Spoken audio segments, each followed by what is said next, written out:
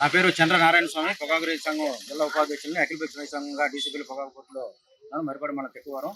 ఈరోజు పొగాకు పంటకి ధర చాలా దారుణంగా ఉంది. కనీస గిట్టుబాటు ధర లేదు.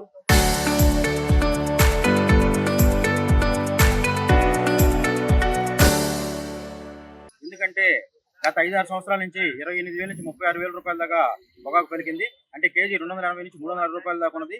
ఈ రోజు పరిస్థితి 250 రూపాయలు మొదలుపెట్టి 160 రూపాయలు తీసుకొచ్చారు. అంటే కింటా 25,000 నుంచి 16,000 తీసుకుని వచ్చారు. ఎందుకంటే ఈ సంవత్సరం ప్రకృతి సహకారంతో పొగాకు నాణ్యతకు వచ్చింది, మంచి పొగాకు వచ్చింది, మంచి బ్రైట్నెస్ వచ్చింది. అదే పంట పరిణామం కూడా బాగా వచ్చింది, ఎక్కువ పొగాకు వచ్చింది. రైతులు చాలా ఆనందంగా ఉన్నారు. గత సంవత్సరం 36,000 వేశారు కాబట్టి ఈ సంవత్సరం 40,000 వేస్తారని ఆనందంతో ఉంటే ఈ రోజు చాలా దారుణంగా గత సంవత్సరం వేసిన 36,000 సగం 18,000, ఆ 18,000 కూడా వేయకుండా కింటా 16,000 తీసుకొని వచ్చారు. కాబట్టి మేము ప్రభుత్వానికి ఒకటే విజ్ఞప్తి చేస్తున్నాం. ఒక కేజీ పొగాకు పండించడానికి 250 రూపాయలు ఖర్చు అవుతుంది. ఒక ఎకరాకి 250 రూపాయలు ఖర్చు అయితే మాకు ఈరోజు కేజీకి 250 రూపాయలు వేయకుండా కేజీ 160 రూపాయలు వేస్తున్నారు. 110 రూపాయలు లాస్ అవుతుంది. ఒక ఎకరాకి 1,4 లక్షల రూపాయలు ఖర్చు అవుతుంది. 1,00,000 రూపాయలు వస్తుంది ఈ రేట్లకి. ఒక బ్యానికి 15 లక్షల రూపాయలు పెట్టుబడి అవుతుంది. ఇదే ధరకి ఇప్పుడు కనుకుంటే 10 లక్షలు వస్తుంది. అంటే ఒక బ్యాన్ని ఒక రైతుకి 10 ఎకరాలు నాటితే 5 లక్షల రూపాయలు లాస్ వస్తుంది. ఈరోజు కేంద్ర ప్రభుత్వానికి, రాష్ట్ర ప్రభుత్వానికి ఒక విజ్ఞప్తి చేస్తున్నాం. మా పొగాకు పంట ద్వారా మీకు సుంకాల ద్వారా 7,000-8,000 కోట్లు వస్తుంది. అదేవిధంగా జీఎస్టీ ద్వారా 4,500 కోట్లు వస్తుంది, 14,000 కోట్లు వస్తుంది. అది పొగాకు ఉత్పత్తి ద్వారా 1,75,000 కోట్లు ఈరోజు భారతదేశానికి, రాష్ట్ర ప్రభుత్వానికి కానీ కేంద్ర ప్రభుత్వానికి కానీ వస్తుంది.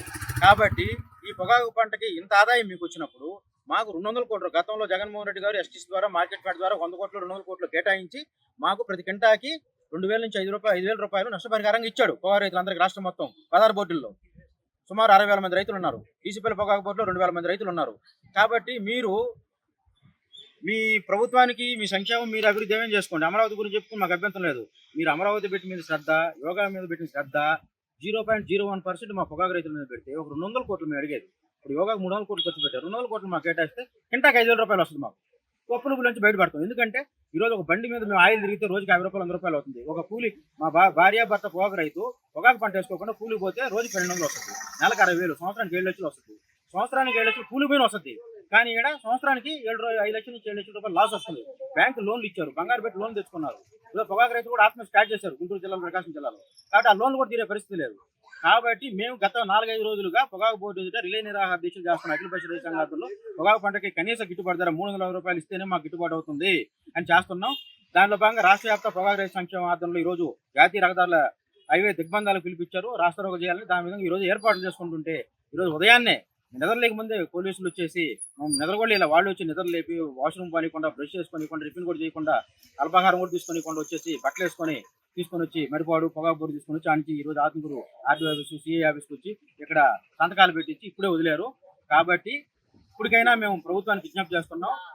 ఏ ప్రభుత్వం మాకు ధరలు కల్పిస్తే వాళ్ళని మేము పొగడతాం, మీ గురించి పాజిటివ్గా చెప్తాం. కాబట్టి రాజకీయాలు ఏం లేదా, అఖిల పక్ష రైతు సంఘం ఆధ్వర్యంలో చేస్తున్నాం. కాబట్టి మాకు కేజీకి 250 రూపాయలు ఖర్చు అవుతుంది. కేజీ 350 రూపాయలు ఇస్తేనే మాకు వడ్డీతో సహా గిట్టుబాటు వస్తుంది.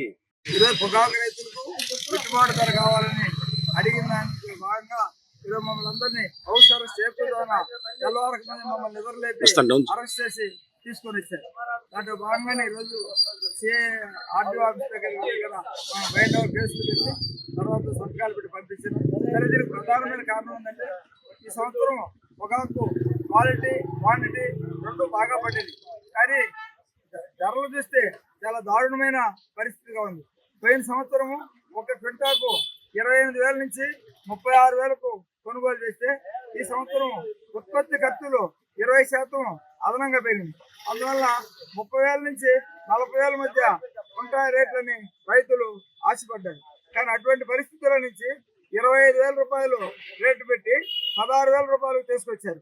కానీ ముఖ్యమంత్రి వాళ్ళు చూసినప్పుడు మేము కేంద్రానికి లెటర్లు రాస్తున్నాము అనే రకంలో దాగు చేస్తూ ఉన్నారు. కానీ ఆచరణకు రైతులకు ఏమీ కనిపించలేదు.